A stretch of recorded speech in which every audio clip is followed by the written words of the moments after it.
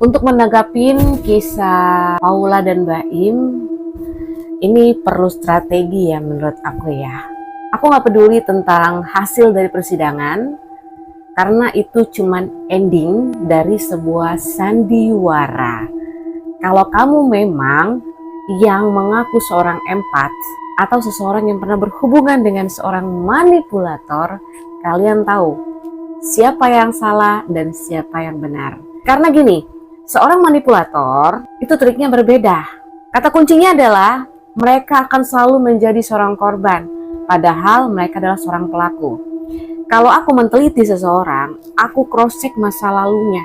Pertama, bagaimana dia berinteraksi sosial dengan sesama. Bagaimana dia memperlakukan mantan-mantannya. Bagaimana sikap hidupnya.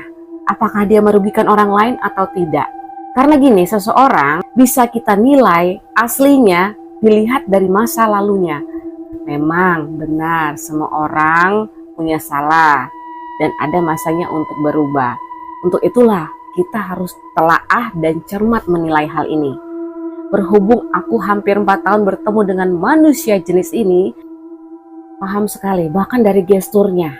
Bukan dibilang aku hebat, karena aku bukan psikolog ya. Bukan dibilang aku cenayang. Jadi step by step fase, aku hafal. Jangan salahkan aku dong kalau aku jadi tahu. Aku ngelihat di postingan-postingan berita bahwa si Baim ini pengen bercerai. Di situ aku udah ngelihat ya. Sudah ngelihat ada keanehan, berarti ada perencanaan untuk berpisah. Kalau aku melihat seorang Baim ini ya, terlepas dari hubungannya pernikahan dengan si Paula, dia seperti orang yang mengarah si paling gitu ya. Dia menunjukkan konten-konten membantu. Oke, beberapa orang mungkin merasa terhibur. Tapi buat aku, apabila tangan kiri tahu, tangan kanan nggak boleh tahu, apalagi dijadikan konten. Itu menurut aku ya.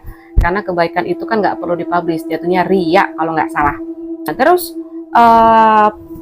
konten-konten ngeprank, kalau aku ngeliat secara digital, Baim ini tuh kalau buat prank itu tuh kadang-kadang suka nggak masuk akal. Pertama, dia pernah ceburin anaknya di kolam.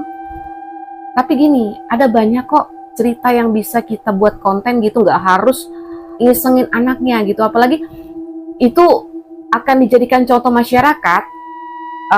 Awalnya iseng, oh tuh buktinya kok Om Baim bisa nyeburin anaknya. Nah, di luaran sana orang akan mengikuti, kita kan nggak tahu nalar setiap orang ya. Terus aku melihat juga konten di mana dia membanding-bandingkan